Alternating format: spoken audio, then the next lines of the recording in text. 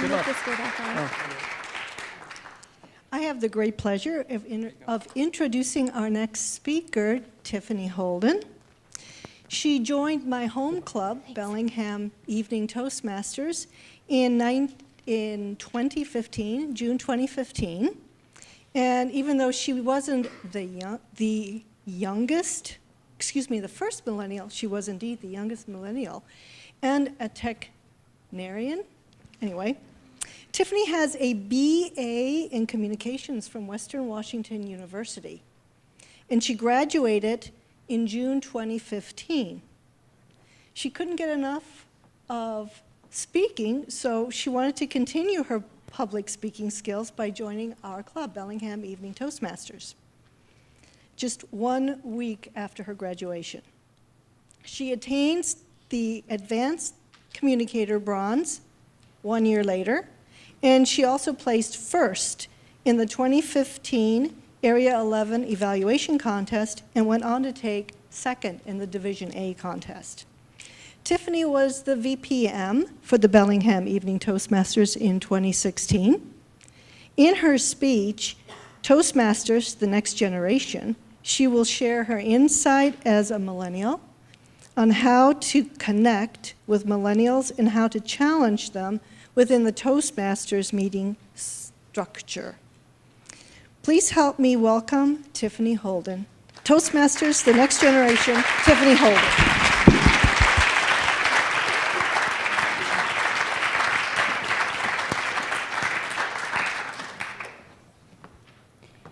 You know them. You've seen them. They may be your children, your neighbors. They may be you.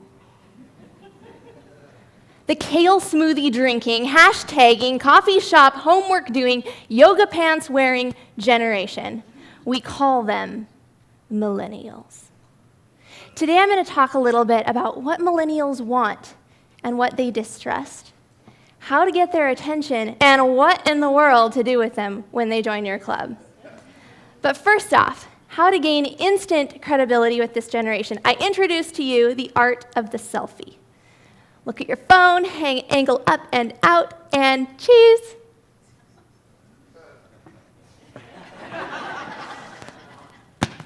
But first, let's look at some facts about this generation.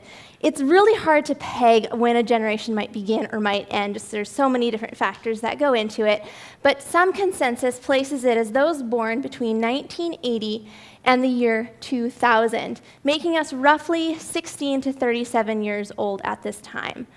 We do outnumber baby boomers by 11 million people, making us now the largest generation in the United States. And this may only increase due to immigration and baby boomers getting older.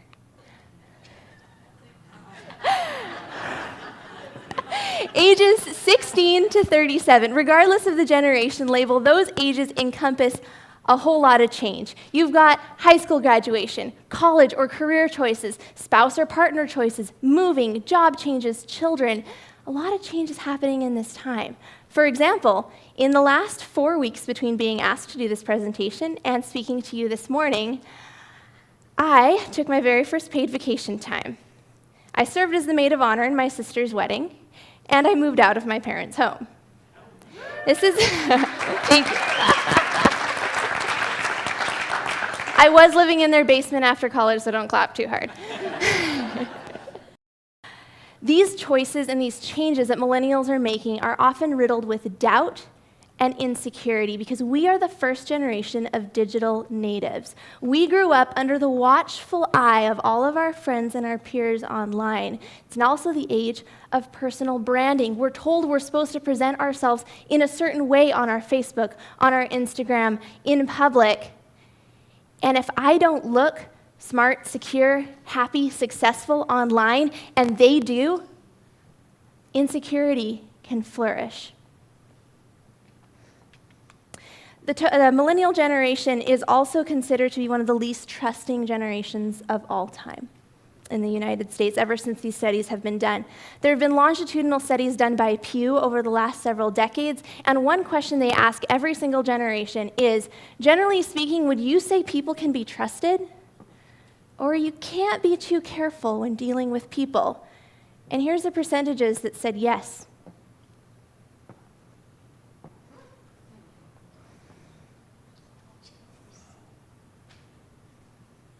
But millennials want more. We're not just the yoga pants wearing, coffee shop homework doing generation. A lot of us have ambitions. A lot of us want to achieve, to make change in this world, and to make a difference. And we all know there's an organization out there that can help us with those goals. But is Toastmasters just for established professionals? Sometimes it's seen that way. Is it just for my parents' generation? The 2016 world champion, but also second and third place winners of the World Championship of Public Speaking were in their late 20s. Let's look at some statistics too worldwide of Toastmasters. You can see the darkest burgundy areas have a greater than 50% concentration of their members are under the age of 45. Now remember, 45, that's the millennial generation, 18 to 37 roughly in Toastmasters, but also another 7 or 8 years of Generation X, the generation just older than us. The lightest pink has a less than 36% concentration in that under 45 category. Now here is District 2. There's so many factors that go into this. There's other cultural demographics. There's how Toastmasters is perceived across the world. Club density definitely plays a part into this. But what are some things that we as club leaders can do to keep District 2 from just fading off the Toastmasters map? So if you thought selfies were strange, just wait till I introduce you to the USSY. So you smash your face against someone else's like this, lean in, smile at the camera together, and hope you get both your faces in the picture. But young people are constantly now looking to each other for their opinions and to inform their values and their choices. This is a concept called social capital, and the term's been around for over 100 years, but it recently became popular again to talk about this idea of relationships as a resource. Now, we saw this traditionally in, say, the town barber or the town bartender. You know, kind of that person who knows everybody, can connect anybody to anybody else, can match things up. We still have that in real-life traditional communities today. We certainly do. But a lot of this is now mediated online. Yelp reviews, Reddit conversations, blogs, influencers, all across the globe are connecting with each other because all you need is a server and the same language now.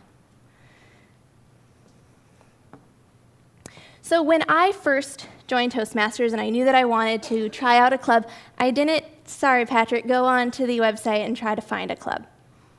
I Googled it, and the club with the best search engine optimization came up as a club in my area. But I also read Reddit reviews. I read blog posts that were arguing for Toastmasters and blog posts arguing against Toastmasters as effective learning environments for young millennials.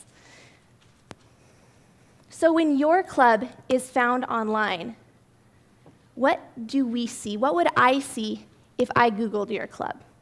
If I found you on social media? Do you use a free Toast site? Do you develop it? Do you have high-quality images and a catch for people to come in and actually want to visit? Or is it just a Toastmasters logo and a kind of a definition of what Toastmasters is? Is there something there that makes people want to visit you? Are you showing yourself as the friendly and welcoming people that you are? But also, we have to talk about social media. Social media is playing an ongoing and increasing part of how our influence is scattered right now.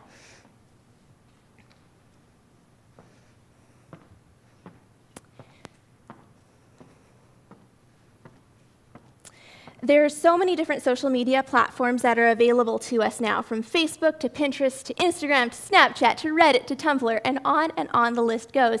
And it's beyond the scope of this presentation to talk about each and every one of those.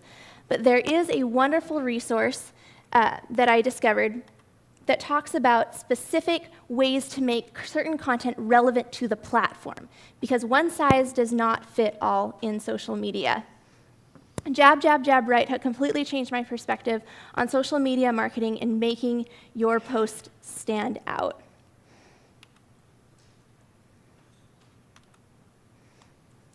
So once a millennial walks into your club, what in the world do you do with them at this point? Hi, my name is, well, that's a good start. But you talk about the benefits, not just the features of Toastmasters.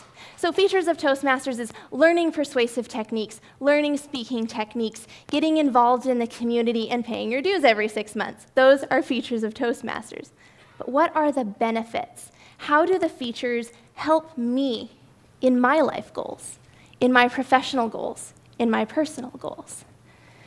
We can talk about how Toastmasters isn't just stepping up and speaking out, but how is that played into your life? So here's how it could look in a typical meeting. You've got your Toastmaster, your president, who's opening the meeting and welcoming guests for the first time. They should be saying something about increased confidence as a result of stepping up and speaking. Your members need to see how these features of Toastmasters or making speeches can transfer into their day-to-day lives. It's not a microcosm within your Toastmasters club and then to be forgotten for the rest of the week. Your vice presidents of membership, talking with new or prospective members, are you explaining to them how Toastmasters has benefited your career? And if it hasn't, why not? Are you explaining to them, or are you digging out what their dreams are? Not just, oh, I want to be a better speaker, because that's kind of the easy answer for guests when they first join, but are you parsing out that maybe this person has a hidden dream that they are not willing to maybe speak out yet? Maybe they want to be a venture capitalist and speak to investors and sell their idea and be able to pitch it. Maybe they want to be able to speak inspirationally to young children and teach them some specific aspect of a humanitarian mission that they could go on or a camp that they could join that would benefit them in their education. These people have goals in the back of their heads. Sometimes they don't even know what they are, though. Vice presidents of education, before we go on to goals a little bit more later, vice presidents of education have a huge job at Toastmasters. One way to delegate some of your responsibilities and to also not lose those first initial members after the first couple of speeches, they start getting comfortable up front, they've done some table topics, they've done their icebreaker. We lose people then. When they get past that kind of I'm throwing up on stage feel, they get lost because they're like, okay, I know what I'm doing, right? Sign them up with mentors, which is a completely other speech right there, but mentors will assist in that retention and one-on-one accountability for the first 6 speeches, 8 speeches, 10 speeches, whatever you want it to be. And it can also forward them into those specific goals. Now, when I first joined Bellingham Evening Toastmasters, I didn't have a declared goal. I certainly didn't. Patrick McGinty was our Vice President of Education the week that I joined.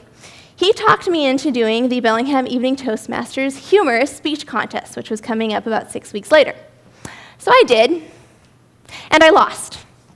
But I had so much fun in that process, and I learned so much, that 6 months later, when the evaluation contest rolled around, I did it, and I won. And I went to the area level, and I won. And I went to the division level, and I lost. But by then, I was already vice president of membership at Bellingham Evening Toastmasters. I was steamrolling my way through the last speeches to finish my ACB before June of having been a Toastmaster for 1 year. Sometimes your members don't know what goals they need at first, but they need a push to get them there, to realize what those goals should or could be. Now, when I talk about Toastmasters with other people my own age, something I sometimes hear is, well, isn't Toastmasters just kind of for older people? Like for established professionals? And I tell them, no, it isn't. And then they go, well, how many young people are in your club? And I go, right. But sometimes what I hear from them is that Toastmasters is too nice, too kind, too welcoming. A sandwich shop, not a gym membership. And I think Toastmasters can be both. We want to be that welcoming atmosphere for someone who's never stood up and found what their voice could be up front in front of other people. We want to bring people in to realize how increased confidence, articulation, and poise can help them in their career. But we also want those speakers who've done speaking in college, who already enjoy public speaking, and who want to step up and make it better. We want those achievers in our club. If you don't, send them my way, please. I'd love to talk to them. We want to take what's good and make it great, at the same time that we're taking what's beginner and making it competent. It's not just using the sandwich model. Good, some improvement, and then some nice encouragement again to make them feel better. That's great for beginners. But once someone's gotten more advanced, are you using tougher and tougher evaluation methods? Beyond the sandwich model, there's a weightlifting model, guys. Someone has maybe already lifted to a max, but that max can always increase. There's no cap on what potential a person can have and what speaking ability a person can have. Are you wanting your members to be inspired to not just get competent at speaking and be able to speak without feeling sick, but move on to something bigger and better? So this is how I used to think of Toastmasters. We would have some preparation before the speech, some self-reflection, picking a topic, writing up a speech at the meeting. You get 5 to 7 minutes maybe of speaking practice and an evaluation. Then you take that back to the beginning and you move on. If you add in a mentor, now you've got someone feeding into that preparation and educating it and forming it. Then the speech and the evaluation. So you've got interaction on both sides. But remember that YouTube channel I mentioned a little while back? Actually, I didn't because I skipped ahead. If your club is using a YouTube channel, who here films their speeches at the club, regularly films your members' speeches? I know we do at our club, so that's a few of us here. And a few others, awesome. Do you put those speeches online where they're publicly available for your members? Do you encourage your members to watch their speeches and reflect on their own speeches? I have about 20 speeches now on YouTube, some from college and some from Toastmasters. I can download those speeches or maybe take a specific speech that was on a really relevant topic to current events or where I really had strong articulation. I can post that on my Facebook page. I can post that on my LinkedIn or my personal blog. Your millennials now can say, wait, I'm working on professional development. I can post this epic speech on my LinkedIn where prospective employers, my current bosses can see it, and I can become branded, personal branding, as one of those young people who's not afraid to stand up and speak out. So much potential here, especially for your younger members, but really for any member whatsoever. And this style looks a little bit more like this. We still have self-evaluation, member input, but see how the arrow, instead of moving in a circle, it now moves forwards because the particular member can choose how far they want to go with it. It goes on and on into the future. Now they're choosing speech topics because they're relevant for that specific goal. Maybe they want to impress their boss, but maybe they want to quit their job and start their own business. They need to know how to pitch that idea or those concepts. Maybe if we do something more like this, we'll have people stepping up and stepping out and going, yes, I am a Toastmaster and I can speak really well. What do you need speaking for? Maybe our younger Toastmasters would feel the confidence then to step and go, I want to be a club officer. I want to try this and see what it's like, see how I can benefit my own club. And maybe we would have more young people filling out these empty seats in this melee here next year. Young people often have a tendency to see Toastmasters as something for maybe more established professionals or someone kind of already sort of has their life figured out. We need to show them that Toastmasters is available for anyone who wants to first become a better speaker and then become a better leader. Thank you.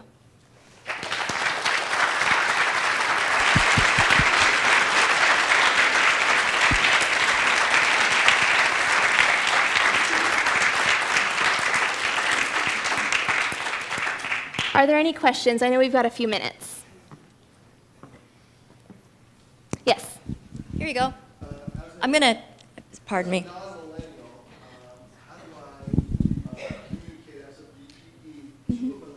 In a way Could I that, have you say that again into the mic? Thank you. as a non-millennial, Right. communicating to millennials as a VPE, how do I tease out their goals and show them this model in a way that is attractive and not offensive? Definitely. As you saw, we're a little cynical. We're a not super trusting generation sometimes. So we need to see that other members who are more established in your club are kind of already doing this kind of thing. Why would we want to be the first one to do something new for your club when we're the newbie? It's a little scary. But if you're welcoming, talking with them about what their goals are, maybe what they want to get out of Toastmasters, this is their native language already. This is our native language. To go, oh yeah, I got LinkedIn. Oh yeah, I got Facebook. I got Pinterest. I got Snapchat. I got Instagram. Show them how the two can mesh. So sometimes it becomes learning more of the social media terms or some of the lingo that us young folks here are using. But, I mean, honestly, Patrick, how old are you? He managed to do it, and he's definitely not a millennial either. So it's So a lot of it is that friendliness factor of getting someone involved in your club first and then talking to them about what their specific goals are, really teasing it out of them. Does that kind of make sense? Okay.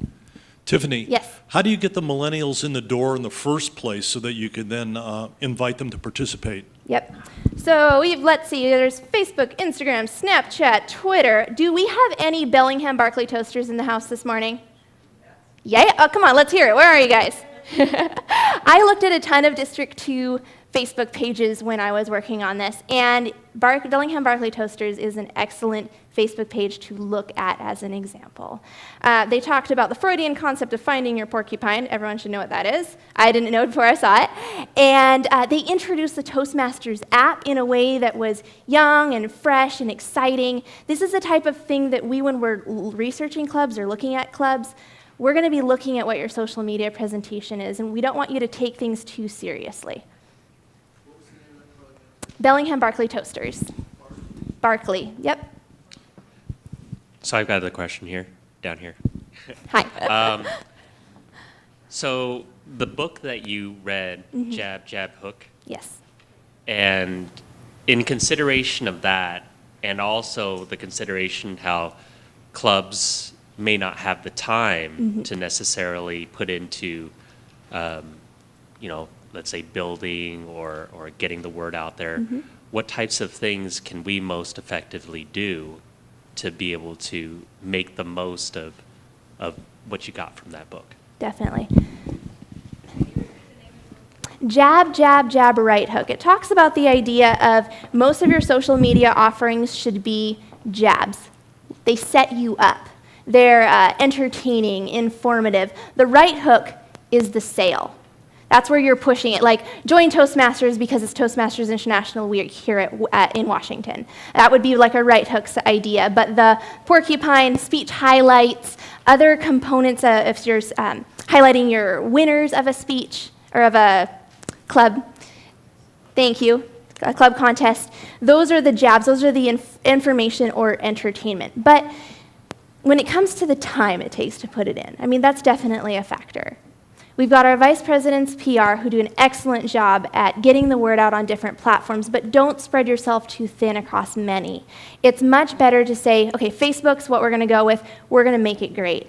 Or Instagram, we're going to branch out and do maybe one post a week there just to get something out on Instagram.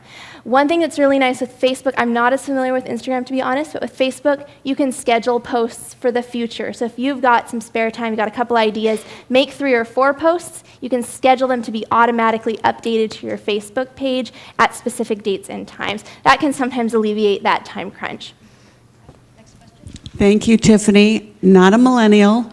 However, I have done social media management for my work, and Patrick asked me last year, and it's still on d2tm.org, under Publicizing Toastmasters, you've got a whole primer on social media, how to use hashtags, resources like Social Media Examiner, how to use Twitter versus Facebook, Instagram, et cetera. So thanks for adding to the conversation here, important. And Patrick wanted me to make sure I mentioned all that, his great work and our information sheet on social media. Awesome. Thank you. One last question. One last question. Yes, I'll just add to your last comment. of course. There's a great scheduler called later.com that is perfect for Instagram. Awesome.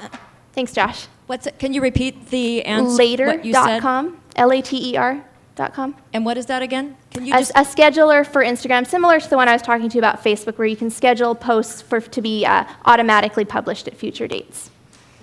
At this time, I'd like to turn the meeting back over to Bob. Thank you.